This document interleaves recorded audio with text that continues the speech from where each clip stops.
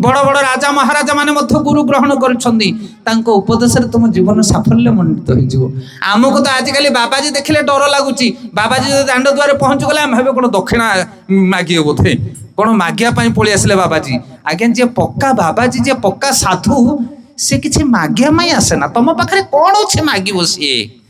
आमे तो बड़ कांगाल बड़ चंडाल आमे जगत रे गृहस्थ लोक सकाळ पाइले आमे चिंता करूचे का तंटी चिपिबु का बेक काटिबु। आमे हमको पैसा दरकार आ साधु माने तुमठु कोन नेबे। तुम पाखरे जो पापर धन थुआ हिच ताकू नेबे साधु। साधु माने गृहस्थ घर को आसंती से माने को उद्धार करिया पई कृपा करिया पई जे पक्का साधु। ये 2 नंबर साधु कथा मु कहूनी जे प्रकृत रे जे साधु जा हृदय गोविंद को जे धारण करिछि कामिनी कांचन धन दौलत प्रति जार आशा नाही से भले साधु माने जगत रे बुलंती जीव मान को उद्धार करिया पई। किंतु आमे देखिले तांको डरी जाऊ कारण आजिकल से भले समाजटा हे गलानी गुरु जेमिति साधु सेमिति कलंकित हो जाइछि समाज। हमर इस्कन सोसाइटी आचार्य होचंदी शिल प्रभुपाद। प्रभुपाद 80 वर्ष बयस अमेरिका जाइथिले। एठी कि 80 वर्ष बयस वृद्ध अछंती। जदि 80 वर्ष हिथियो ताहेले आमे लंबा हेकी बेड रे पड़ी जाउछु उठिया पई शक्ति नाही। 70 वर्ष 80 वर्ष बयस प्रभुपाद जाइथिले अमेरिका कोन पई पैसा आनी के कोठा बाड़िया पई नुह ए गीता भागवत नै अमेरिका लोक मान को बंटन करिया पई। अमूल्य रत्न होची गीता भागवत ताकू आमे माने जीवन रे ग्रहण करिने साधु मान ताकू धरि के बुलुछंती। अमूल्य रत्न गीता भागवत जो माने गीता भागवत को पढ़िबे साधु संग करिवे सेमानक जीवन परिपूर्ण हो जिवो निर्मल हो जिवो आनंदित हो जिवो तांको जीवन। आज आम मानक घरे आम मानक पाखरे गीता भागवत नाही जगन्नाथଙ୍କ सेवा नाही तेणु आमे चंडाल भली दिन अतिबाहित करूचे। प्रभुपाद अमेरिका गले विदेशी लोक माने जो माने टंकार बेड रे सोउछंती तांकर पैसार अभाव नाही। करोड़पति अरबपति लोक माने विदेशी लोक माने शिल प्रभुपाद गीता भागवतर प्रवचन सेठी देले से माने धन दौलत परित्याग करी माछ मांस नशापान को परित्याग करी तिलक धारण कले कंठीमाल पिंधिले। जो नारी माने अर्थ उलग्न होइके बुलुथिले नशापान करी से माने साड़ी चुणी पिड़ी सिंदूर मारिले। आपण देखंतु आज इस्कन फॉरेनर डिवोटी मान को विदेशी भक्त मान को कि अपूर्व परिवर्तन। 80 वर्षर वृद्ध जने पूरा पृथ्वीटा को प्रकंपित करदेला भक्तिर शक्ति एते। शिल प्रभुपाद को जतले पचारते विदेशी माने प्रभुपाद आपण ग्रेट आपण महान ना मु महान नुह मो गुरुंकर इच्छा थिला गीता भागवत को विदेश रे प्रचार करिया पई तांकर निर्देश को मु केवल पालन करूची। मोर कोन योग्यता अछि। गुरु मुख पद्म वाक्य चितते करिया ऐक गुरु मुख चितते करिया आरना करिह मने आशा आरना करिह मने आशा। श्री गुरु चरणे रति एहि से उत्तम गति। श्री गुरु चरणे रति एहि से उत्तम गति। जे प्रसादे पुरे सर्व आशा जे प्रसादे पुरे सर्व आशा। चक्षुदान दिलो जय जन्मे जन्मे प्रभु से चक्षुदान दिले जय जन्मे जन्मे प्रभु से। दिव्य ज्ञान हृदय प्रकाशिता दिव्य ज्ञान हृदय प्रकाशिता। हा हा प्रभु कर दया देह मोरे पद छाया प्रभु कर दया देह मोरे पद छाया। एबे जस घोषु त्रिभुवन एबे जस घोषु त्रिभुवन।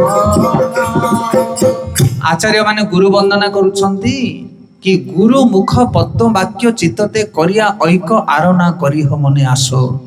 से गुरु जो कथा कहती ताको जदि शिष्य जीवन में ग्रहण करे ताहले ता जीवन रे किछि अभाव रहिबो नाही। शिल प्रभुपाद कहते मोर गुरुदेव कहिथिले तुमे विदेश रे जाके प्रचार करे गीता भागवत नहीं इंग्लिश भाषा रे ट्रांसलेशन करके प्रचार करो आ मु सेटा करछि। तांको गुरुदेव होचने भक्ति सिद्धांत सरस्वती गोसाई महाराज।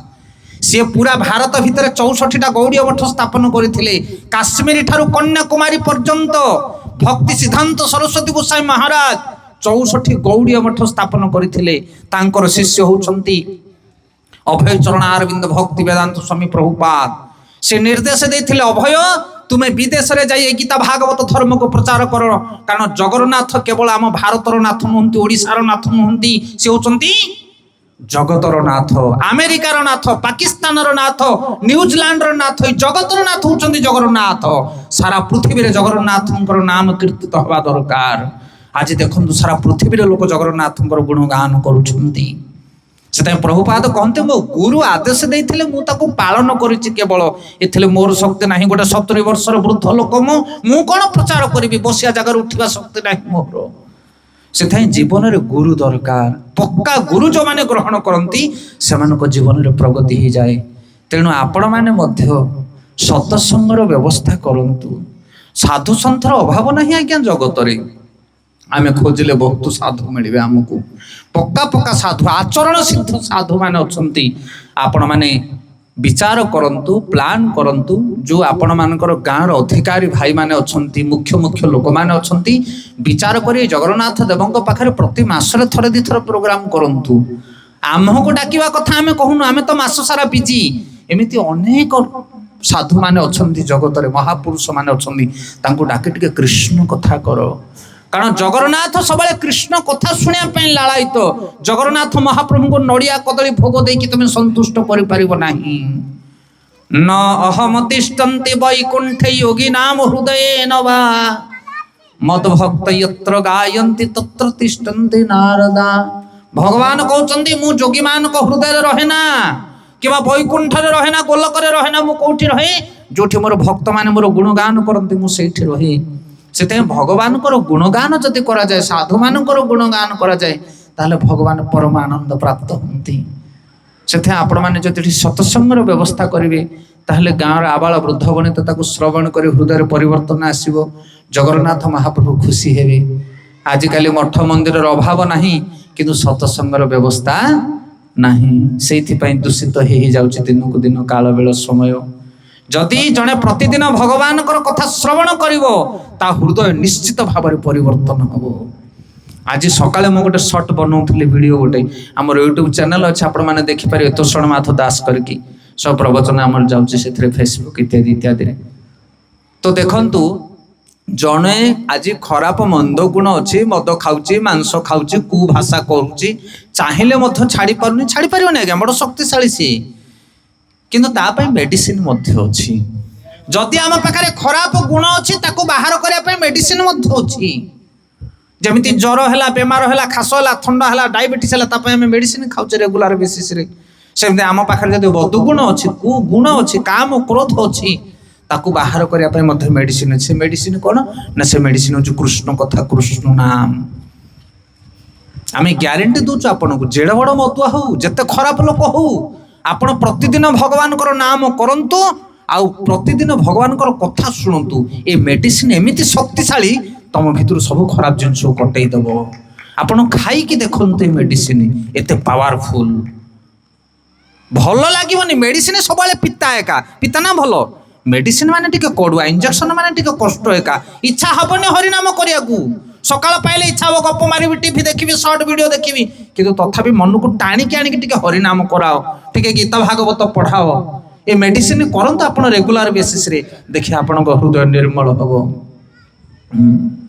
अरे आनी औषधि माया नासिबार लागी, आनी औषधि माया नासिबार लागी, आउ हरि नाम महामंत्र लियो तुमी मागी, हरि नाम महा।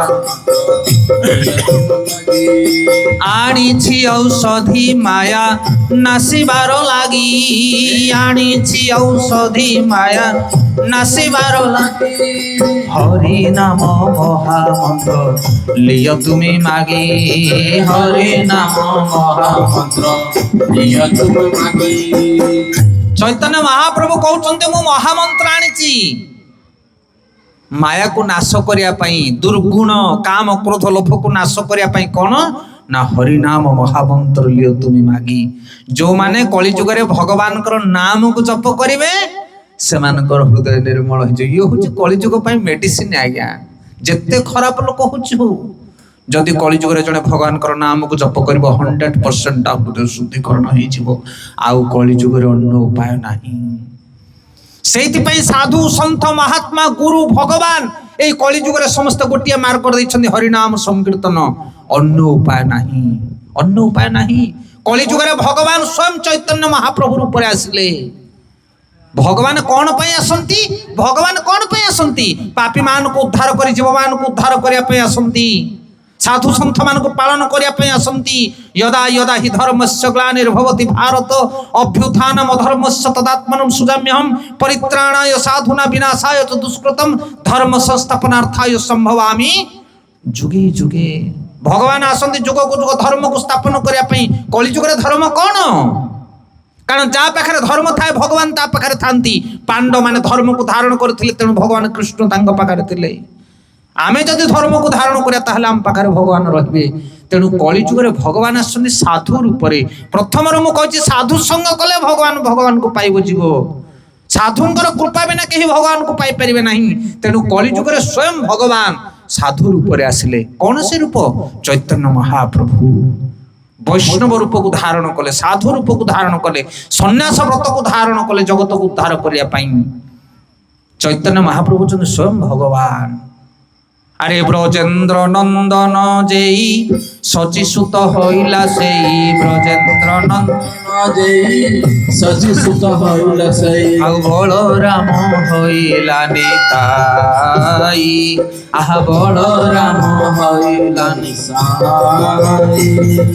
পাপি তপি যত ছিল হরি নামে উদ্ধারিল, পাপি তপি যত ছিল হরি নামে উদ্ধারিল, তার সাক্ষী জগাই মধাই আহা তার সাক্ষী জগাই মধাই। আজকালি কলি যুগরে সমস্ত নূয়া নূয়া ভগবান বাহার করছেন। কিଏ କହିଲେ আরে চাল রে সে কোন কটক আরপটে বালেশ্বর না কোন সেটা কହୁଛନ୍ତି। সেটা গোটে গোপাল জন্ম হয়ে গেলেনি কোঠি। কিଏ কହୁଛନ୍ତି এইଠି কলিকি অবতার বাহারি পড়লে। আজ্ঞা ভাগবত পড়লে আপনি ভগবানଙ୍କ বিষୟରେ জানিবে। কলি যুগ সরিগলা, 99 মସିହାରେ ଆଉ କେହି ରହିବେ ନାହିଁ। ବୁଝିପାରୁଛନ୍ତି ନା ତାହା କଥା? ଅଧା ପ୍ରଳୟ ହେଇଗଲା, ପୁରା ପ୍ରଳୟ ହେଇଗଲା। ଏମିତି କଣ ପାଇଁ ବାଉଳ ଚାଉଳ ହଉଛନ୍ତି? ଆପଣ ଭାଗବତ ପଢୁନାହାନ୍ତି, ସେଥିରେ କ୍ଲିୟର କଟ ଲେଖା ହେଇଛି କଳି ଯୁଗ ହଉଛି 4,32,000 ବର୍ଷ। ତା ପୂର୍ବରୁ କିଛି ହବନି ଆଜ୍ଞା। ଏବେ ମାତ୍ର 5,000 ବର୍ଷ ହେଇନି ଆହୁରି। 4,32,000 ବର୍ଷ କଳି ଯୁଗ। କୋଉ ମାଳିକା ଫାଳିକା କିଛି କାମ କରିବନି। ଭାଗବତ ହଉଛି ସର୍ବଶ୍ରେଷ୍ଠ ମାଳିକା। ଆପଣ ଭାଗବତ ପଢୁନାହାନ୍ତି? ସେଟାই କଳି ଯୁଗରେ ଭଗବାନ କିଏ, କୋଉ ରୂପରେ ଆସିଛନ୍ତି ଭଗବାନ? ଯଦି ପ୍ରଶ୍ନ ପଚରା ଯାଏ କଳି ଯୁଗରେ ଭଗବାନଙ୍କର ଅବତାର କଣ, ଉତ୍ତର କିଏ ଦବ? ଉତ୍ତର ନାହିଁ। ସେଇଥିପାଇଁ ତ ଯାହା ଘରକୁ ଯିବ, କାହା ଘରେ ଗୋଟେ ବାବାକୁ ବସେଇଛନ୍ତି, କାହା ଘରେ କୋଉ ଠାକୁରାଣୀ ପୂଜା କରୁଛନ୍ତି। ଇଏ କିଏ? ନା ଇଏ ହଉଛନ୍ତି ସର୍ବସର୍ବା। ଆରେ କିଏ କହିଲା ତମକୁ ସର୍ବସର୍ବା? ଇଏ କଳି ଯୁଗରେ ଭଗବାନ ଏଇ ଗୁରୁ ରୂପରେ ଆସିଛନ୍ତି। କୋଉଠି ଲେଖା ହେଇଛି? ନା ମୋ ଗୁରୁ କହିଛନ୍ତି। ଏମିତି ହେଲେ ହବ କି ଆଜ୍ଞା? ଗୀତା ଭାଗବତର ପ୍ରମାଣ ଦେଖ। କଳି ଯୁଗରେ ଚୈତନ୍ୟ ମହାପ୍ରଭୁ ରୂପରେ ଆସିଛନ୍ତି ଭଗବାନ। ଗୀତା ଭାଗବତ ସବୁ ଶାସ୍ତ୍ରରେ ବର୍ଣ୍ଣନା କରାଯାଇଛି। କଳି ଯୁଗରେ ଭଗବାନ ଆସିଛନ୍ତି ଚୈତନ୍ୟ ମହାପ୍ରଭୁ ରୂପରେ। କୃଷ୍ଣ ବର୍ଣ୍ଣ ତୃଷା କୃଷ୍ଣ ସାଙ୍ଗ ପାଙ୍ଗାଶ୍ର ପାର୍ଶ୍ୱଦମ୍ ଯଜ୍ଞ ସଂକୀର୍ତ୍ତନ ପ୍ରାୟ ଯଜନ୍ତି ସୁମେଧସ। ଇଏ ଭାଗବତରେ ପ୍ରମାଣ ଦିଆଗଲା। কৃষ্ণ বর্ণ তোষা অকৃষ্ণ। অকৃষ্ণ বলে গোরা রূপ, কৃষ্ণ বর্ণ মানে চতুর্দিগরে কৃষ্ণময়। যুয়াড়ে যাবে কৃষ্ণ নামক উচ্চারণ করুথিবে এবং তাঙ্কর রূপ অকৃষ্ণ মানে গৌর রূপ হইথিব। এবং কলি যুগরে সাধু সন্থ মহাত্মা মানে সংকীর্তন ভাবে যাহাଙ୍କୁ পূজা করুথিবে সে হচ্ছেন শ্রী চৈতন্য মহাপ্রভু। এই রূপরে আসিবে। ব্রজেন্দ্র নন্দন যেই সচিসুত হইলা সেই ব্রজেন্দ্র নন্দন কিଏ? ব্রজেন্দ্র নন্দন হচ্ছেন ভগবান কৃষ্ণ। সে সচী মাতাঙ্কর রূপ চৈতন্য রূপরে আসিলে। আউ বলরাম আসিলে নিত্যানন্দ রূপরে। চৈতন্য নিত্যানন্দ হচ্ছেন কৃষ্ণ বলরাম, তাঙ্ক ভিতরে প্রভেদ ନାହିଁ। আমি কহুনু ভাগবত প্রমাণ। তেণু কলি যুগরে চৈতন্য মহাপ্রভু স্বয়ং কৃষ্ণ। আউ কোন পাই আসিলে? না পাপী মানুষ আউ তপী মানুষ উদ্ধার করিয়া পাই। ସତ୍ୟ ଦ୍ୱାପର ତ୍ରେତୟା ଏଇ ତିନିଟାକ ଯୁଗରେ ଭଗବାନ ଆସିଛନ୍ତି, ପାପୀମାନଙ୍କୁ ମାରିଛନ୍ତି, ସାଧୁମାନଙ୍କୁ ପାଳନ କରିଛନ୍ତି। କିନ୍ତୁ କଳି ଯୁଗରେ ଭଗବାନ ଆସିଛନ୍ତି ପାପୀମାନଙ୍କୁ ଉଦ୍ଧାର କରିବା ପାଇଁ, ପାପୀମାନଙ୍କୁ ମାରିବା ପାଇଁ ଆସିନାହାନ୍ତି। କାରଣ କଳି ଯୁଗରେ ଆମେ ସମସ୍ତେ ପାପୀ, ଯୋଉଟା ପ୍ରଥମରୁ ଆମେ ବିଚାର କରୁଥିଲେ। କିଏ ପୁଣ୍ୟାତ୍ମା ନାହାନ୍ତି ଏଠି, ଆମେ ସବୁ ରାବଣ ହିରଣ୍ୟକଶିପୁ ଭଳିଆ ଆମର ଗୁଣ। ସେଥିପାଇଁ ଯଦି ଭଗବାନ ଏଇ କଳି ଯୁଗରେ ଆସିବେ ରାମଚନ୍ଦ୍ର କୋଦଣ୍ଡ ଧରି, ତାହେଲେ ଆମେ ସବୁ ରାବଣ ଭଳିଆ ସମସ୍ତଙ୍କୁ ବଧ କରିବେ। ତେଣୁ କଳି ଯୁଗରେ କାଣ୍ଡ କୋଦଣ୍ଡ ଧରି ନାହାନ୍ତି ମହାପ୍ରଭୁ। ଭଗବାନ କଣ ଧରିକି ଆସିଛନ୍ତି?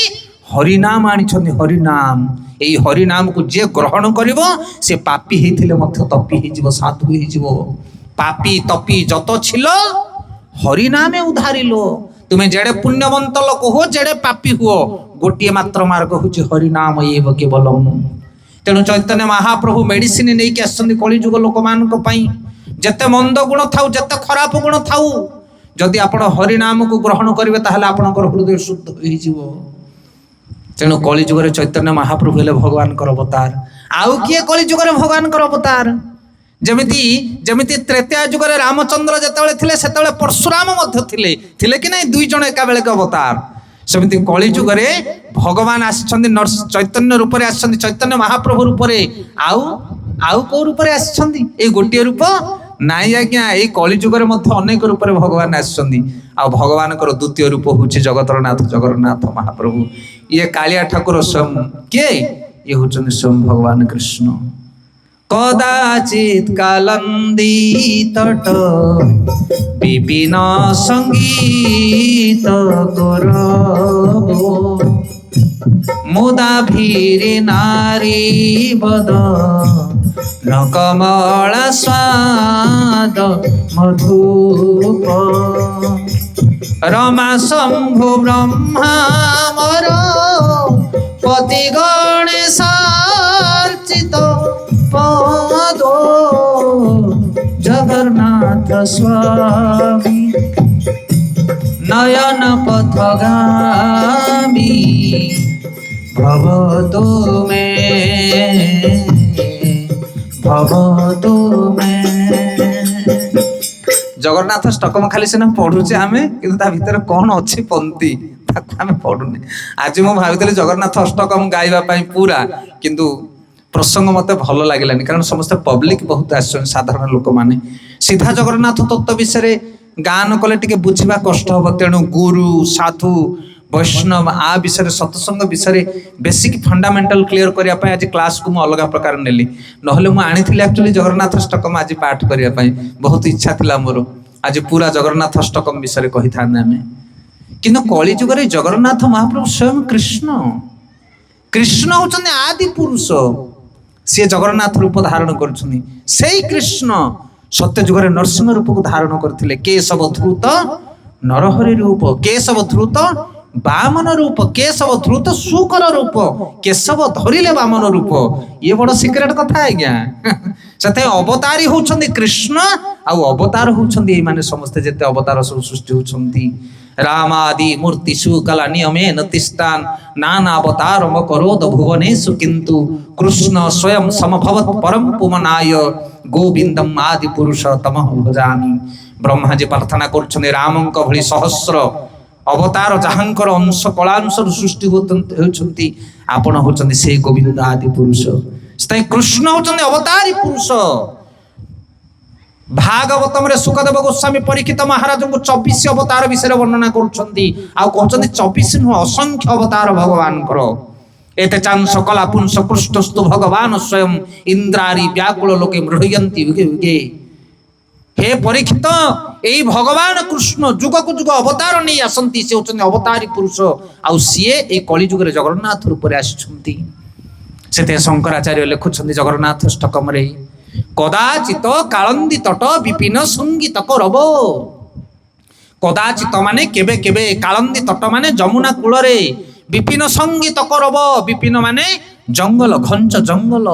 কালন্দি তট যমুনা তটর ঘঞ্চ জঙ্গল ভিতরে মুদা ভিরি নারী, অনেক গুড়িয়ে নারী ମାନଙ୍କର একত্রিত କରି, মুদা ভিরি নারী বদন কমলা স্বাদ মধুপ। যেମିତି ଗୋଟେ ভ্রমର ପୁଷ୍ପମାନଙ୍କର ମଧୁ ସଂଗ୍ରହ କରେ, ସେଇଭଳି ଭାବରେ ଭଗବାନ କୃଷ୍ଣ ଅସଂଖ୍ୟ ଗୋପାଙ୍ଗନା ମାନଙ୍କର ଅଧର ଅମୃତକୁ ଆସ୍ୱାଦନ କରୁଥିଲେ। ସେଇ ଜଗନ୍ନାଥ ସ୍ୱାମୀ ମୋର ନୟନ ପଥର ପଥିକ ହୁଅନ୍ତୁ। ହେଲେ ଜଗନ୍ନାଥ କିଏ? ଇଏ ହେଉଛନ୍ତି ବେଣୁପାଣି ଭଗବାନ କୃଷ୍ଣ। ବାଙ୍କ ଚୁଳିଆ କଦମ୍ବ ମୂଳିଆ ଗୋପୀମାନଙ୍କର ଅଧର ଅମୃତ ଆସ୍ୱାଦନ କରୁଥିବା ଭାଲା ହେଉଛନ୍ତି କୃଷ୍ଣ। ଜଗନ୍ନାଥ ଷ୍ଟକମ୍ ଗାଆନ୍ତୁ ଆପଣ, ପୁରା କୃଷ୍ଣ ଲୀଳା ହିଁ ବର୍ଣ୍ଣନା କରାଇ ସେଥିରେ। ସେଥିପାଇଁ କୃଷ୍ଣକୁ ବୁଝିବା ବଡ଼ ଗହନ କଥା। ଗୀତାରେ ଭଗବାନ କହୁଛନ୍ତି ଜନ୍ମ କର୍ମ ଚମେ ଦିବ୍ୟମ୍ ଏବଂ ଯବେତି ତତ୍ତ ଦେହ ପୁନର୍ଜନ୍ମ ନାଇତି ମାମିତି ସ୍ୱର୍ଜୁନ। ହେ ଅର୍ଜୁନ, ମତେ ବୁଝିବା ଏ ଜଗତରେ ବହୁତ କଷ୍ଟକର ବ୍ୟଥା। ଯେ ମତେ ଥରେ ବୁଝିଯାଏ, ମୋର ଜନ୍ମ ଆଉ କର୍ମକୁ ବୁଝିଯାଏ, ସେ ଜଗତରେ ଉଦ୍ଧାର ପାଇଯାଏ। ମରି ଆସକ୍ତ ମନା ପାର୍ଥ ଯୋଗ ଜୁଞ୍ଜନ ମଦାଶ୍ରୟ ଅସଂଶୟ ସମଗ୍ରମା ଯଥା ଜ୍ଞାନସି ତଶୃଣୁ। ଭାଗବତ ଗୀତା ପଢନ୍ତୁ, ସପ୍ତମ ଅଧ୍ୟାୟ ପ୍ରଥମ ଶ୍ଲୋକରେ କହୁଛନ୍ତି ଭଗବାନ, ମନକୁ ସ୍ଥିର କରି ମୁଁ ଯାହା କହୁଛି ଶୁଣ। ଏଇ କଥା ଶୁଣିଲେ ମତେ ତମେ ବୁଝିପାରିବ। ଯାହା ବୁଝିଲା ପରେ ଆଉ ଜଗତରେ କିଛି ବାକି ରହିବ ନାହିଁ। ସେଇ କଥା ହଉଛି ମୁଁ ହଉଛି ସର୍ବସର୍ବା। ସେଥିପାଇଁ କୃଷ୍ଣକୁ ଯିଏ ବୁଝିଯାଏ ସେ ସମସ୍ତଙ୍କୁ ବୁଝିଯାଏ। ମତେ ବୁଝିଗଲେ ଆଉ କିଛି ବାକି ରହେନା। ତେଣୁ କଳି ଯୁଗରେ ଚୈତନ୍ୟ ମହାପ୍ରଭୁ ହଉଛନ୍ତି ଭଗବାନ, ଆଉ କଳି ଯୁଗରେ ଜଗନ୍ନାଥ ହଉଛନ୍ତି ଭଗବାନଙ୍କର ଅବତାର। ଇଏ ବାର ଆଡେ ବୁଲିବା ଦରକାର ନାହିଁ ଆଜ୍ଞା। ଘରେ ଜଗନ୍ନାଥଙ୍କର ସୁନ୍ଦର ବିଗ୍ରହ ରଖନ୍ତୁ କିମ୍ବା ଫଟୋ ଆଲେଖ୍ୟଟିଏ ରଖନ୍ତୁ, ସେ ହଉଛନ୍ତି ଜଗତର ନାଥ। ଆଉ ଭଗବାନଙ୍କର ନାମ ଟିକେ ଜପ କରନ୍ତୁ, ଚୈତନ୍ୟ ମହାପ୍ରଭୁଙ୍କର ହରିନାମ। ଛୁଆଛୁତି ଜାତି ଗତି କିଛି ନାହିଁ। ପ୍ରତିଦିନ ଭଗବାନଙ୍କର ନାମ କରନ୍ତୁ, ଜଗନ୍ନାଥ ଖୁସି ହେଇଯିବେ। ନଡ଼ିଆ କଦଳୀ ତାଙ୍କୁ ବହୁତ କିଛି ଦରକାର ନାହିଁ, ବଡ଼ ମନ୍ଦିର ବହୁତ କୋଠା। ଜଗନ୍ନାଥ ଭାବଗ୍ରାହୀ ଜନାର୍ଦ୍ଦନ। ଯଦି ଜଣେ ଭଗବାନଙ୍କର ନାମ ଜପ କରିବ ତା ହୃଦୟ ପବିତ୍ର ହବ ଏବଂ ଭକ୍ତି ଭାବ ତା ହୃଦୟରେ ଜାଗ୍ରତ ହବ। ତେଣୁ ଜଗନ୍ନାଥ ହଉଛନ୍ତି ଆମର ଆରାଧ୍ୟ ପୂଜ୍ୟ। ତାଙ୍କର ଫଟୋ ପ୍ରତ୍ୟେକଙ୍କର ଘରେ ରହିବା ଦରକାର।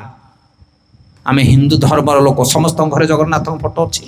ଇଷ୍ଟ ଭାବରେ ସମସ୍ତଙ୍କ ଘରେ ଜଗନ୍ନାଥ ଆରାଧ୍ୟ ହବା ଦରକାର। ଆମେ ଅନେକ ଲୋକଙ୍କ ଘରକୁ ଯାଉ, କହନ୍ତି ଆମେ ଧର୍ମ ନେଇଛୁ, ଗୁରୁ ଗ୍ରହଣ କରୁଛୁ, କିନ୍ତୁ ଜଗନ୍ନାଥ ପୂଜା କରୁନାହାନ୍ତି।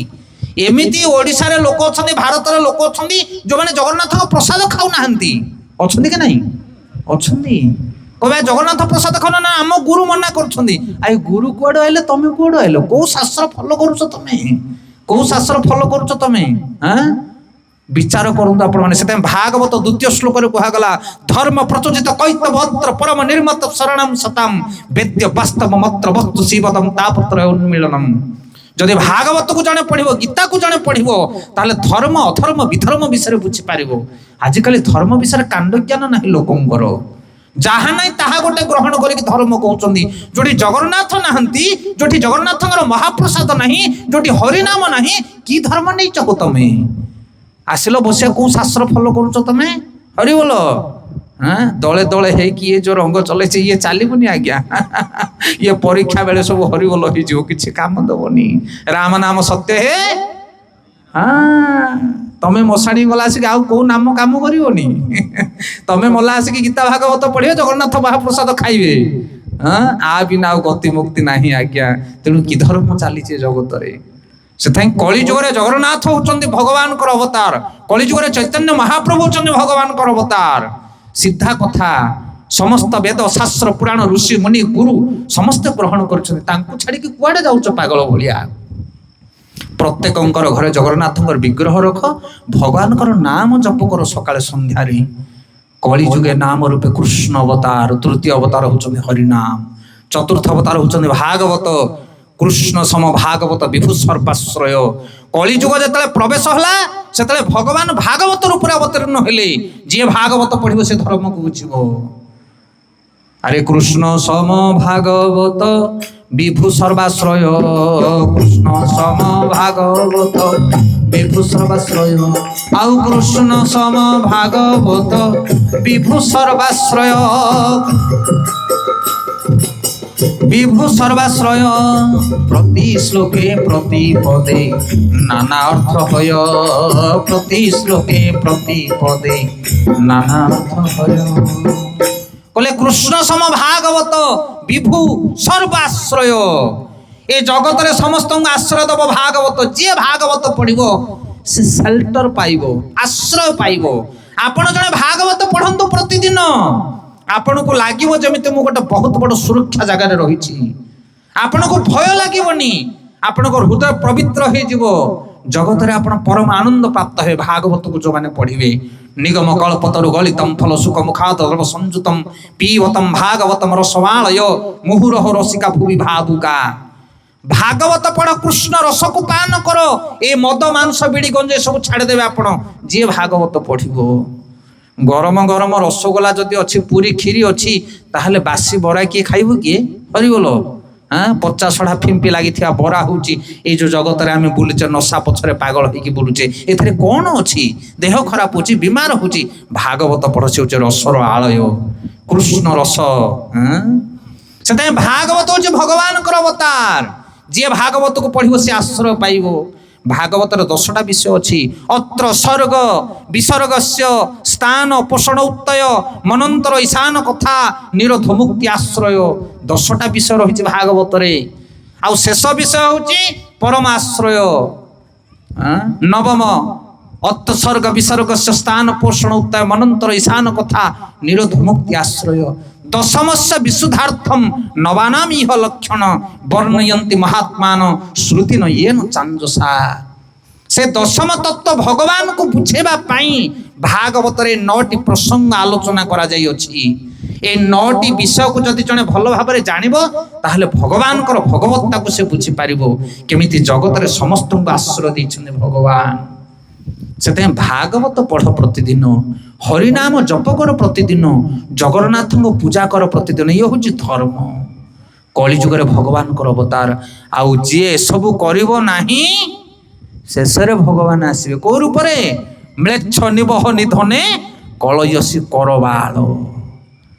ବାପା ମା ବୁଝେଇବେ, ପୁଅରେ କଥା ମାନିଯା, ଧନ ମୋର ସ୍କୁଲକୁ ଯାରେ ଧନ। ନାଇଲୋ ମା ପେଟ କାଟି ହଉଛି, ଖାଇଲୁ ବେଲେ କହୁଛୁ ପେଟ କାଟି ହଉଛି। ସକାଳେ ଡେଉଁଥିଲୁ ବୁଲୁଥିଲୁ, ଏବେ ଇସ୍କୁଲ ଗଲା ଆସି ପେଟ କାଟି ହଉଛି। ମୋ ଧନଟା ପରା ଯା, ତୋତେ ଯାହା କହିବୁ ଆଣିକି ଦେବି। ନାଇଲୋ ମା ମୁଁ ଯିବିନି। ଯେତେବେଳେ 3-4 ଥର ମା ବୁଝେଇବ, ନ ବୁଝିବ, ତାପରେ ବାହାର କରିବ ଛାଞ୍ଚୁଣି ମୁଣ୍ଡା।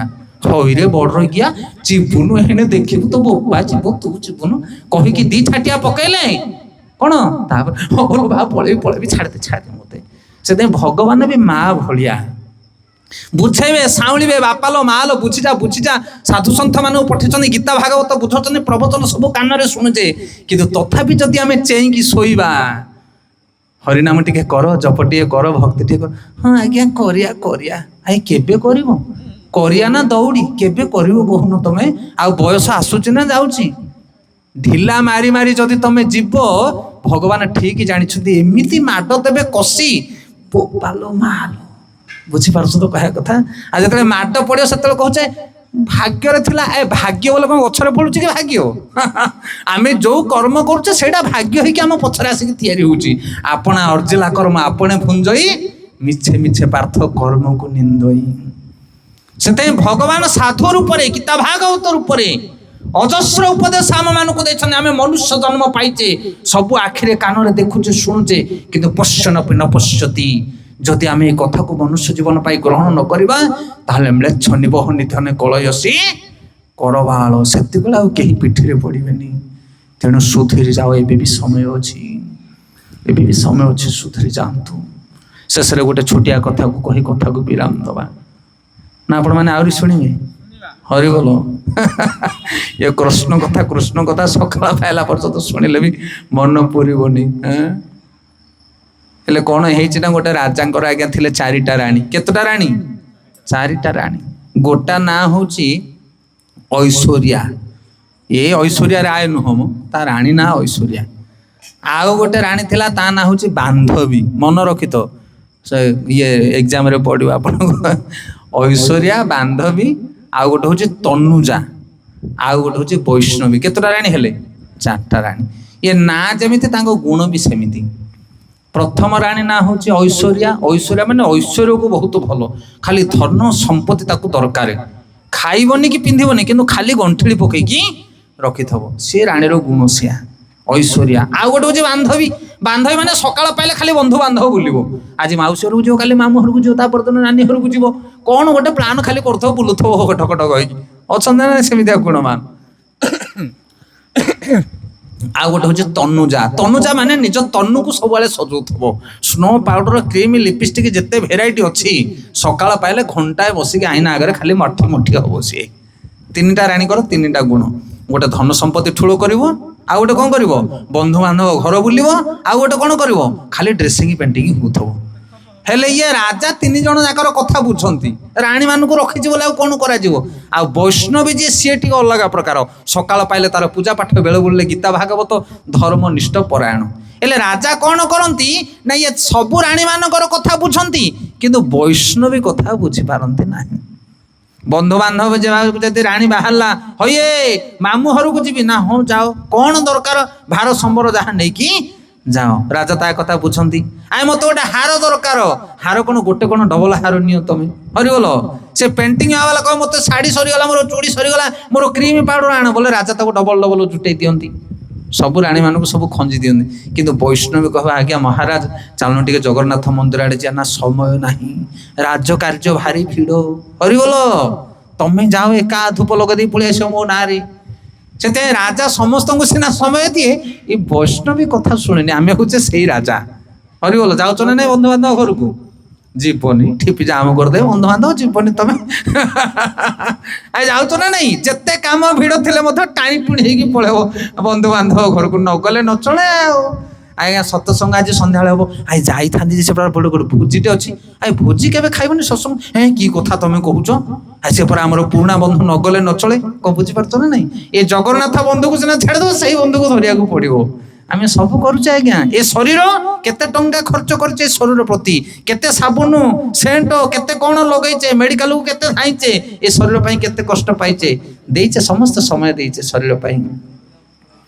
ବନ୍ଧୁବାନ୍ଧବ, କୁଣିଆ ମୈତ୍ର, ଧନ ଗାହାଣୀ ଗଣ୍ଠି, ଶରୀର ସବୁ କରୁଛେ, କିନ୍ତୁ ଭକ୍ତି କରିବାକୁ ସମୟ ନାହିଁ। ରାଣୀ ଯେତେ କହିବ ବୈଷ୍ଣବୀ ରାଜାଙ୍କୁ ଠିକିବ ଇଆଡେ ଭଜନ କରିବା ପାଇଁ, ତାର ରାଜାର ସମୟ ନାହିଁ। ଆମର ବି ସମୟ ନାହିଁ। ଅଛି କି ସମୟ? ନା। ଆଉ ସବୁ କରିବ, ଗୋଟେ କାମ ଛାଡିବ କି ଆଉ ସବୁ କରିବ। ଦିନକୁ 3 ଟାଇମ ଖାଇବ। ଖାଇବାଟା କେବେ କମୁଛି କି? ନା। ଯେତେ ବ୍ୟସ୍ତ ଥିଲେ ମଧ୍ୟ ଖାଇଦେବାର ଅଛି।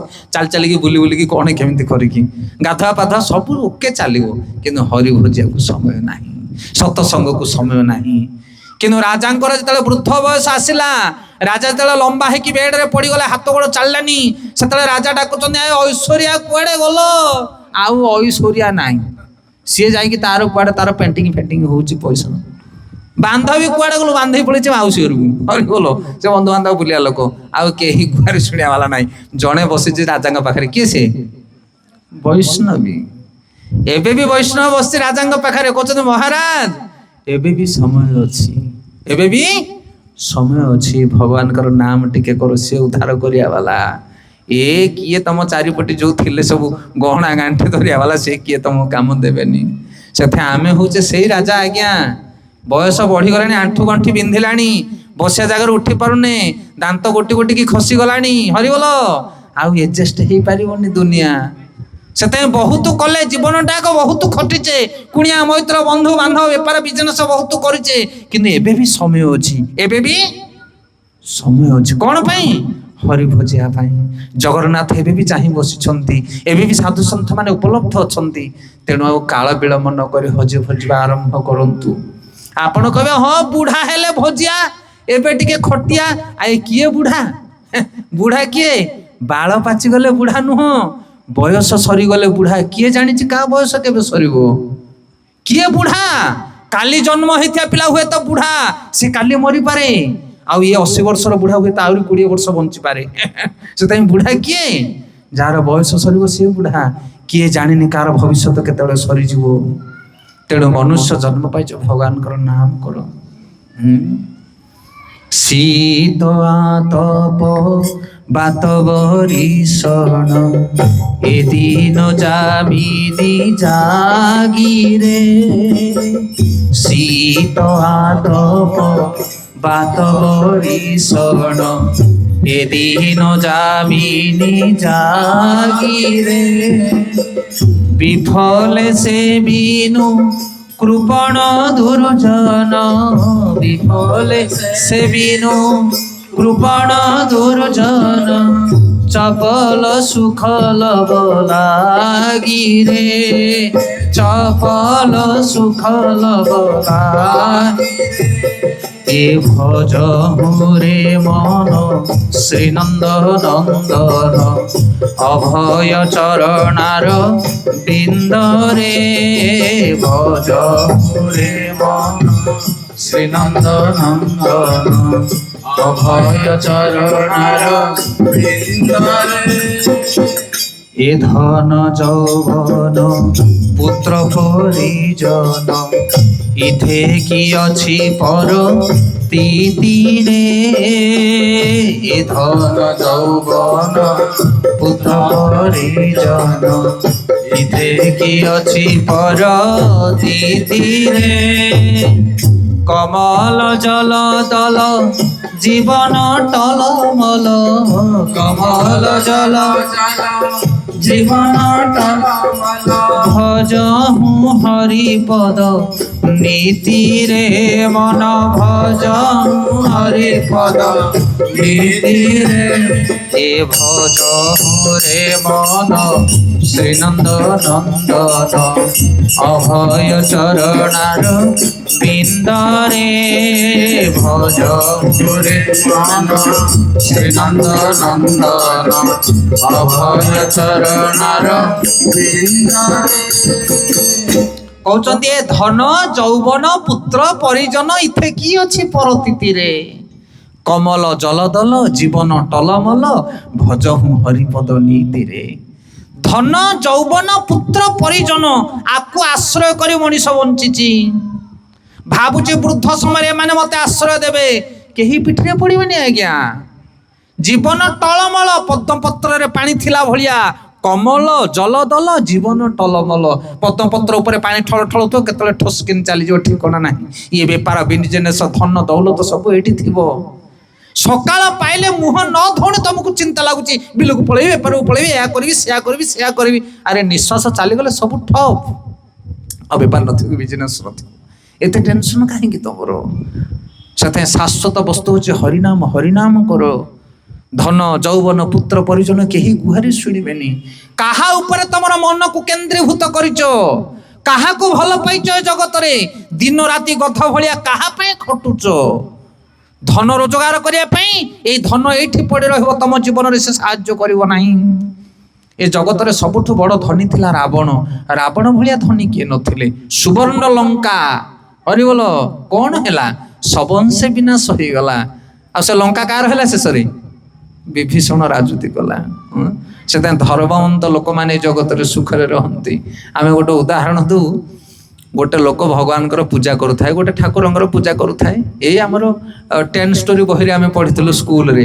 ପୁରୁଣା କଥା ସିଏ ସାର୍ ମାନେ ଜାଣିଥିବେ ହରେ କୃଷ୍ଣ ସେ ଫୁଡ ଆଣ୍ଡ ଗୋଲ୍ଡ ଫୁଡ ମାନେ ଖାଦ୍ୟ ଆଉ ଗୋଲ୍ଡ ମାନେ ସୁନା ଶୁଣିଥିବେ ସେ ଷ୍ଟୋରୀ ଆପଣ ମାନେ ସେ ଗୋଟେ ଦେବତାଙ୍କୁ ପୂଜା କରୁଥିଲା ଗୋଟେ ଲୋକ ଅକସ୍ମାତ କହିଲା ପ୍ରଭୁ ମତେ କୃପା କରନ୍ତୁ ଦରିଦ୍ରତା ଜୀବନରେ ଗ୍ରାସ କଲାଣି ଏତେ ପୂଜା କରି କରି କିଛି ଲାଭ ହଉନି ତାପରେ ଦେବତା ପ୍ରକଟ ହେଇଗଲେ କହିଲେ କଣ ମାଗୁଛୁ ମାଗେ ଇଏ ତ କଳିଯୁଗିଆ ମୁଣ୍ଡ କହିଲା କଣ ମାଗିବି ଯେମିତି ଏଟିଏମ ଭଳିଆ ଖାଲି ବାହାଡୁଥିବ ଭିଡୁଥିଲେ ହରିବୋଲ କଣ ମାଗିବି କହିଲା ପ୍ରଭୁ ଗୋଟେ କୃପା କର ଆଉ ଯାହା ଛୁଇଁଦେବି ସବୁ ସୁନା ହେଇଯିବ ଏଇ ବର ମତେ ଦିଅ ହେ ପ୍ରଭୁ ଯାହାକୁ ଛୁଇଁବି ସବୁ ସୁନା ହେଇଯିବ ତାପରେ ପ୍ରଭୁ ତାଙ୍କୁ କୃପା କରିକି ଅନ୍ତର୍ଧ୍ୟାନ ହେଇଗଲେ ମନ ଭାରି ଖୁସି କହିଲା ଆମ ଏରିଆରେ ମୋ ଭଳିଆ ଧନୀ କେହି ରହିବେ ନାହିଁ ଯାହା ଛୁଇଁବି ତାହା ସୁନା ହବ ଘରେ ଟେବୁଲ ଚିଆରି କାନ୍ଥ ବାଡ଼ କଂସା ବାସନ ଟିଭି ଆଲମିରା ଖଟ ପଲଙ୍କ ଯାହା ଥିଲା ଆଜ୍ଞା ସବୁ ଛୁଇଁ ଛୁଇଁ ଗଲା ସବୁ ସୁନା ହେଇଗଲା ଘର ଦ୍ୱାର ଆନନ୍ଦରେ ଆଉ କହିଲେ ନ ସରେ ଓହୋ କିନ୍ତୁ କିଛି ସମୟ ପରେ ଘର ଦ୍ୱାର ସବୁ ସୁନା ହେଇଗଲା ପରେ ଛାତିକି ଫୁଲେଇକି ବସିଛି ବୁଢା ଘରେ କିନ୍ତୁ ଭୋକ ଲାଗିଲା ଆଉ ଗୋଟେ ସୁନା ଖାଇବ କି ଭୋକ ଲାଗିଲେ ସେ ଗୋଟେ ଝିଅକୁ ଡାକିଲା କହିଲା ଝିଅ ଟିକେ ରୁଟି ଟିକେ ଡାଲମା ଟିକେ ଆଣି ମୁଠି ଖାଇଦବା ତାପରେ ଝିଅ ତାର ରୁଟି ଡାଲମା ନେଇକି ଥୋଇଲା ସୁନା ପ୍ଲେଟରେ ସୁନା ଥାଳି ତାଟିଆ ଓହୋ ଯେମିତି ରୁଟିକି ଧରିଛି ରୁଟି ଦିଟାକୁ ସୁନା ହେଇଗଲା ହରିବୋଲ ଡାଲମା ହାଣ୍ଡିରେ ହାତ ବୁଡେଇଲା ଡାଲମା ତାଟିଆରେ ସେ ଡାଲମା ଆଳୁ ବାଇଗଣ ଯାହା ପଡିଥିଲା ସବୁ ସୁନା ହେଇଗଲା ତଣ୍ଟି ଶୁଖି ଯାଉଛି ବୁଢାର ସୁନା ଗିଲାସକୁ ଉଠେଇଲା ପାଣି ପିଇବ ବୋଲି ପାଣିକି ଛୁଇଁଲା ପାଣି ମଧ୍ୟ ସୁନା ହେଇଗଲା କଥା ସଇଲା ବୁଢା ଉପରକୁ ତଳକୁ ଚାହିଁଲା କଣ କରିବି ଆଉ କିଛି ତାର ଭେଳା ପାଇଲା ନାହିଁ ଶେଷରେ ପୁଣି ଠାକୁର ଘରକୁ ଗଲା ମୁଣ୍ଡ ପିଟିକି କାନ୍ଦିଲା ପ୍ରଭୁ କୋଉଠି ଅଛ ଶୀଘ୍ର ଦେଖା ଦିଅ ନା ଏତେ ଛାନିଆ ହେଇକି କାହିଁକି ଡାକୁଛୁ କଣ ହେଲା ତତେ ଏଇ ନେବା ବର ଦେଇକି ଯାଇଥିଲି ନା ପ୍ରଭୁ ବର ଦରକାର ନାହିଁ, ତମ ବର ତମେ ନେଇଛ, ମୁଁ ଜିଦିଥିଲି ଭଲରେ ଅଛି। ହରିବୋଲ। ନା ମାଗୁଥିଲୁ ବର ନା ଦରକାର ନାହିଁ ଏଇ ସୁନା ମତେ। ସେଥିପାଇଁ ଆମେ ବି ବେଳେ ବେଳେ ପ୍ରଭୁଙ୍କୁ ବହୁତ ଗୁହାରି କରୁଛେ, ଜଗନ୍ନାଥଙ୍କ ପାଖକୁ ଆସିକି ମୁଣ୍ଡ ପିଟୁଛେ, ପ୍ରଭୁ ତମକୁ କଣ ଶୁଭା ଯାଉନି କାଳିଆ ଠାକୁର? ସବୁ ଶୁଭୁଛି। ହରିବୋଲ। କାଳିଆକୁ ସବୁ ଶୁଭୁଛି, କିନ୍ତୁ ସିଏ ଜାଣିଛି ତମ ପାଇଁ ମଙ୍ଗଳ କଣ। ମାଙ୍କଡ ହସ୍ତେ ଶାଳଗ୍ରାମ ଭଳିଆ ତମକୁ ଯଦି ଦେଇଦେବେ ତମେ ବୋହିକି ନେଇ ପାରିବନି। ସେଥିପାଇଁ ଆମକୁ ଯେତିକି ଦରକାର ଭଗବାନ ପୁରା ମାପି ଚୁପିକି ଦେଇଛନ୍ତି। ଏ ଲିଟରିକିଆ ବୋତଲ, ଏଥିରେ 5 ଲିଟର ପାଣି ଢାଳିଲେ କଣ ହବ? ସବୁ ତଳେ ଗଡିକି ପଡିଯିବ, ଟୋପାଟେ ରହିବ ତା ଭିତରେ। ସେଥିପାଇଁ ତମର ଯେତିକି ଔକାତ, ଯେତିକି ଯୋଗ୍ୟତା, ଯେତିକି କର୍ମଫଳ ଅନୁସାରେ ବିଦ୍ୟା ବୁଦ୍ଧି ଜ୍ଞାନ ଧନ ତମକୁ ସେତିକି ମିଳିଛି, ତାକୁ ପ୍ରପର ବ୍ୟବହାର କର। ସେଇତିକ ସମ୍ପତ୍ତି, ସେତିକ ଜ୍ଞାନ, ସେତିକ ବଳକୁ ଯଦି ଆମେ ଜଗନ୍ନାଥଙ୍କ ସେବାରେ ଲଗେଇବା, ତାହେଲେ ଆଉ ଯେତିକି ଦରକାର ଜଗନ୍ନାଥ ତମକୁ ଦେଇଦେବେ। ଯାହା ତ ଧନ ଦେଇଛନ୍ତି ତାକୁ ନେଇକି ମଦ ଭାଟିରେ ଫିଙ୍ଗୁଛ, ଆହୁରି ଧନ ନେଲେ ଆଉ କୁଆଡେ ଯିବ ତାର ଠିକଣା ପାଇବନି ତୁମେ। ସେଥିପାଇଁ ଯେତିକି ଧନ ଦରକାର ଭଗବାନ ଦେଇଛନ୍ତି, ଆଉ ଅଧିକ ଧନ ରୋଜଗାର କରିବା ପାଇଁ ଚେଷ୍ଟା କର ନା। ସତ ମାର୍ଗରେ ଯାଇ 8 ଘଣ୍ଟା ଡ୍ୟୁଟି କର। ବେପାର କରୁଛ, ବଣିଜ କରୁଛ, ଚାକିରି କରୁଛ, ଚାଷ କରୁଛ, କର, ମନା ନାହିଁ। କର୍ମମୟ ଜୀବନରେ ଆମେ ଆସିଛେ କର୍ମ କରିବା ସମସ୍ତେ, କିନ୍ତୁ ଧର୍ମ ମାର୍ଗରେ ଥାଇ କର୍ମ କର। ମାସକୁ 10,000 ରୋଜଗାର ହେଲେ ମଧ୍ୟ ବଞ୍ଚି ପାରିବା, 10 ଲକ୍ଷ ରୋଜଗାର ହେଲେ ମଧ୍ୟ ବଞ୍ଚି ପାରିବା। ଏଇ ଜଗତରେ ସବୁ ବର୍ଗର ଲୋକ ଅଛନ୍ତି, କିନ୍ତୁ ଧର୍ମକୁ ଧାରଣ କର। ଧର୍ମ ତମ ଜୀବନରେ ସୁଖ ଆନନ୍ଦ ପ୍ରଦାନ କରିବ, ଧନ ସୁଖ ଦେଇପାରିବ ନାହିଁ। ସେଥିପାଇଁ ଯୋଉ ଧନରେ ଧର୍ମ ନାହିଁ, ଗୋଟିଏ ହେଲା ଲକ୍ଷ୍ମୀ, ଆଉ ଗୋଟେ ହେଲା କଣ? ଅଲକ୍ଷ୍ମୀ। ଜଗନ୍ନାଥଙ୍କ ସେବା ଯୋଉ ଧନ ଦ୍ୱାରା କରାଯାଏ ତାକୁ କୁହାଯାଏ ଲକ୍ଷ୍ମୀ। ଲକ୍ଷ୍ମୀ ସବୁବେଳେ ଜଗନ୍ନାଥଙ୍କ ପାଖରେ ରହିବେ। ଆଉ ଅଲକ୍ଷ୍ମୀ କୋଉଟା ନା ଯୋଉ ଧନ ଯାଇକି ମଦ ବାରିରେ ପଶୁଛି ସେ ହଉଛି ଅଲକ୍ଷ୍ମୀ। ସେଇ ଧନ ଅପର୍ଯ୍ୟାପ୍ତ ଅଛି ଲୋକଙ୍କ ପାଖରେ, କିଛି କାମ ନାହିଁ ସେ ଧନରେ। ସିଏ ହଉଛି ଲକ୍ଷ୍ମୀ, ଯୋଉ ଲକ୍ଷ୍ମୀ ଦ୍ୱାରା ଧନ ସମ୍ପତ୍ତି, ଯୋଉ ଧନ ସମ୍ପତ୍ତି ଦ୍ୱାରା ସାଧୁ ସନ୍ଥ ମାନଙ୍କର ସେବା ହବ, ସତ୍କାର୍ଯ୍ୟରେ ଲାଗିବ, ଯଜ୍ଞ କର୍ମରେ ଲାଗିବ, ସିଏ ହଉଛି ଲକ୍ଷ୍ମୀ। ଆଜିକାଲି ଲୋକଙ୍କ ପାଖରେ ଗଦା ଗଦା ଧନ, କିନ୍ତୁ ସିଏ ଲକ୍ଷ୍ମୀ ନୁହେଁ, ସେ ସବୁ ଅଲକ୍ଷ୍ମୀ।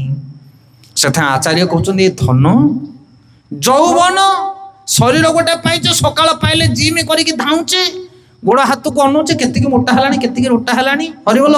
କଳା ହେଇଥିଲି ଗୋରା ହେଇଗଲାଣି। ସବୁ ଦେଖୁଛେ, ନିଜ ଶରୀରକୁ ଫିଟ୍ ଫାଟ କରିକି ରଖିଛେ। ଏଇ ଯୌବନ କେତେ ଦିନ ଆଜ୍ଞା? 2.5 ଦିନିଆ ଯୌବନ। ଗୋଟେ 16-17 ବର୍ଷ ଯୁବତୀ ଆଉ ଗୋଟେ 80 ବର୍ଷର ବୃଦ୍ଧା, ତାଙ୍କ 2 ଜଣ ଭିତରେ କିଛି ଫରକ ନାହିଁ, କେବଳ ସମୟର ତାରତମ୍ୟ। କାଳ ଭିଡ଼ିକି ନେଇକି ତମକୁ ସେଇଠି ପହଞ୍ଚେଇ ଦବ। ସତ ଚେଷ୍ଟା କଲେ ତମେ ରଖିପାରିବନି କାଳକୁ। କାହିଁ ଯୌବନ ଉପରେ ପେଣ୍ଟ ମାରିବାରେ ଲାଗିଛ? ସେଥିପାଇଁ ଏ ଯୌବନ ଅଧିକ ଦିନ ରହିବନି। ସେଥିପାଇଁ ଯୌବନ ଉପରୁ ମନକୁ ହଟେଇ ଦିଅ। ହରି ହଉଛନ୍ତି ତାଙ୍କୁ ସ୍ମରଣ କରିବା ବସ୍ତୁ। କେତେ ଧନ, କେତେ କଣ କଣ ଲୋକେ କରି ପକଉଛନ୍ତି ନିଜ ଶରୀର ପାଇଁ। ସେଥିପାଇଁ ଶରୀର ସାଥ ଦବନି, ଏ ବଳ ସାଥ ଦବନି। ଆମେ ଉଦାହରଣରେ କହୁ, ଏଇ ଜଗତରେ ଯେ ସବୁଠାରୁ ବର୍ତ୍ତମାନ ବଳୁଆ, ତାକୁ ନେଇ ଆସ ଏଠିକି। ଯେ ପୃଥିବୀର ସର୍ବଶ୍ରେଷ୍ଠ ବଳବାନ ଲୋକ, ତାକୁ ନେଇ ଆସ। ଆମେ ଗ୍ୟାରେଣ୍ଟି ଦବୁ 50 ବର୍ଷ ପରେ ତାର ଆଉ ବଳ ନଥିବ ତା ପାଖରେ। ଯିଏ ଏଇ ଜଗତରେ ସବୁଠାରୁ ଅଧିକ ଓଜନ ଉଠଉଛି ଆଜି, ସର୍ବଶ୍ରେଷ୍ଠ ଭାର ଉତ୍ତୋଳକ, 50-60 ବର୍ଷ ପରେ ତାର ଲୁଗାଟାକୁ ଉଠିବା ପାଇଁ ତା ପାଖରେ ବଳ ନଥିବ। ତ କାହିଁ ବଳକୁ ନେଇକି ଗର୍ବ କରୁଛ? ଏ ବଳ କେତେ ଦିନିଆ ତମ ପାଖରେ? ହିରଣ୍ୟକଶିପୁ ଭଳିଆ ବଳୁଆ ଏ ଜଗତରେ କିଏ ନଥିଲା? ଦେବତା ମାନଙ୍କୁ ପାଦ ତଳେ ଖଟଉଥିଲା ସିଏ। ଆମ ଅଞ୍ଚଳରେ ଯଦି କିଏ ବଳୁଆ ଥିବ, ଗୁଣ୍ଡାଗିରିଆ ଥିବ, ଆମ ଅଞ୍ଚଳରେ ସେ ଡନ୍। ଆପଣା ଗଲି ମେ କୁତ୍ତା ବି ଶେର ବନ୍ତା ହେ। କିନ୍ତୁ ଏଇ ଓଡ଼ିଶାର ଗୁଣ୍ଡା ବମ୍ବେ ଯିବ ବୋଲେ ତାକୁ କିଏ ଚିହ୍ନିବେନି। ବମ୍ବେର ଗୁଣ୍ଡା ଯଦି ଦିଲ୍ଲୀ ଯିବ ତାକୁ କିଏ ଚିହ୍ନିବେନି। କିନ୍ତୁ ହିରଣ୍ୟକଶିପୁ ଏମିତି ଗୋଟେ ଗୁଣ୍ଡା ଥିଲା, ସାରା ପୃଥିବୀର ଲୋକ ତାକୁ ଡରୁଥିଲେ। ତ୍ରିଭୁବନ ଲୋକ ଡରୁଥିଲେ ହିରଣ୍ୟକଶିପୁକୁ, ଏତେ ବଳ ଥିଲା। କଣ ହେଲା ଆଜ୍ଞା? କଣ ହେଲେ? ଭଗବାନ ବେତ ଫାଡ଼ିଲା ଭଳିଆ ଫାଡ଼ିଦେଲେ ତାକୁ ଗୋଟେ କ୍ଷଣ ଭିତରେ। କିଛି କାମ କରିବନି ଆଜ୍ଞା ତମର ଦଳ ବଳ। ମୋ ବାପା ମନ୍ତ୍ରୀ, ମୋ ମାମୁଁ ଏମଏଲଏ କିଛି ପାଇଟିକି ଆସିବନି ଆଜ୍ଞା। ସବୁ ଯିଏ ଯୋଉଠି ଥିବେ ଫୁସ୍କିନି ତମ କାମ କରିଦେବେ ଭଗବାନ। କାରଣ କାଳର ଶକ୍ତି ଏତେ ବଳବାନ। ସେଥିପାଇଁ ତମ ବଳ କାମ କରିବନି। ଧନ, ଯୌବନ ଆଉ ପୁତ୍ର ପରିଜନ। ବୁଢ଼ାଙ୍କୁ କହିବ ମଉସା ଆସୁନ ଟିକେ ହରିନାମ କରିବା। ନାତିଆଟା ପୁରା କାନ୍ଦୁଛି, ତାକୁ ପୁରା କାଖଉଛି। ହରିବୋଲ। ସେ ନାତିଆ ତମେ କଣ ସଞ୍ଜ ଦେଖିକି ସ୍ୱର୍ଗକୁ ନବ ନା କଣ? ए पुत्र पत्री हे दिन चलीगला एमाने कहीं पिठरे पड़े आज्ञा झील झौणी नाती नातुणी केते लीला लगी आम मान मनीष जीवन पाइचे पुओ झील मान बाहाघर करदेल जा कथा सी बुझे पुओ बुझो बहु कथा बहु बुझो पुओ कथा झील बुझो जोई कथा जोई बुझो झील कथा जा झमेला ताकू देखी तुम्हें गीता भागवत धर बयस बढ़ीगला चतुर्थ अवस्था आ बुढ़ा है पर्यंत पुत्र पत्री नाती नातुणी से अठारे लगिक रुहनी गोटे समय अच्छे पीरियड अच्छे जार तार आपण मैंने शुणी गजराज कथा नहीं अरे गजराज चिंता कला थाई घर जलेण गजराज चिंता कला थाई घर जलेण चक्र पेशी नक्र नासी उधारिल आपण आहे नील शैल प्रबल मत वरण प्रबल मत वरण भारत नलिनी नकुकल दलन आहे नील शैल गजराज चिंता कला थाई घोर जलेण गज जेते बेले नदी भितर पशिकी स्नान करुची विशाल गज पत्नी मानू धरिकी जाइए गोटे गज 5-6टा स्त्री तार गोटे गोटे स्त्री 2-4टा छुआ है सब पड़े छुआ हरिगल एत बड़ गज 3-4टा पत्नी 8-10टा छुआ समस्त को लेकिन जाकि पानी भितर पशुची गाधौची से उलकमात है नारी मान पानी ढालुची छुआ मान पानी ढालुची हस गमात है जलकेली करुछंती एई समय विशाल मगर माछ कुंभीर आसिक धरी पकेला काकू गजराज को छिनछत्र है सब बाहरी गले नारी माने पुत्र पत्री माने सब तुठ को चली गले नदी तुठरे ठिया है सब देखुछंती गज आ कुंभीर टणाटणी होउछंती केते दिन पर्यंत 1000 वर्ष भागवत सप्तम स्कंद आपण पाठ करंतु गजराज कथा 1000 वर्ष पर्यंत गज आ कुंभीर टणाटणी होउछंती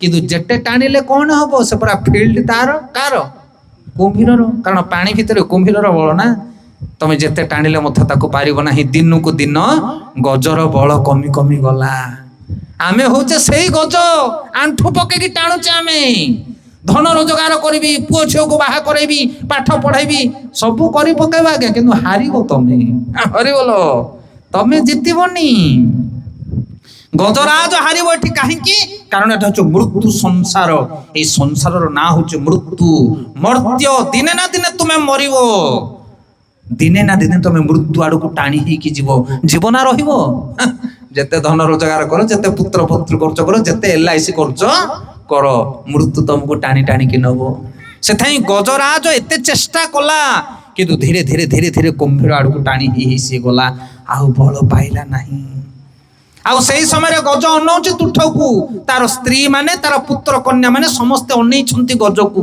किंतु पानी भितर पशिबार शक्ति कहार नहीं आमर भी दिन आसीबो ए बल ए पौरुष रहिबो नाही लंबा है कि बेड रे दिन पड़ी जिबा आ बसिया जगह उठिया को शक्ति नथिबो सेतले तुम चारिपटे मध्य थुओ झियाणिया नाती नातुणी सब बेड़ी की थिबे किंतु बुढ़ार कष्ट को कहीं लाघव करि परिबे नाही मृत्यु सहित आमे संग्राम करुथिबा जदि घरे कार बुढ़ा बुढ़ी पड़ी थे तुम गाँव में जाकि देखिकी आस चेता पशिब मुंडरे काली भी आमर से अवस्था हम से धर्म को जगिकी चल टाण रही ये बल कल कौशल रही आज्ञा ये जो बड़े अच्छे बाहुबलर बड़े ये 2.5 दिन भीतर सब सफा हो धन यौवन पुत्र परिचय नहीं कहीं पीठे पड़े ना से गजराजर बल कमी कमी जाऊँच समस्ते चतुर्पार्श्वर अनेछंती जीवनटा एक परिश्रम करथिला जो स्त्री पुत्र मानक पई से माने देखुछंती गजराज को किंतु पानी भितर केही गोड़ पकई पारुनाहंती तापर गजराज नारायण को स्मरण करुछि हे प्रभु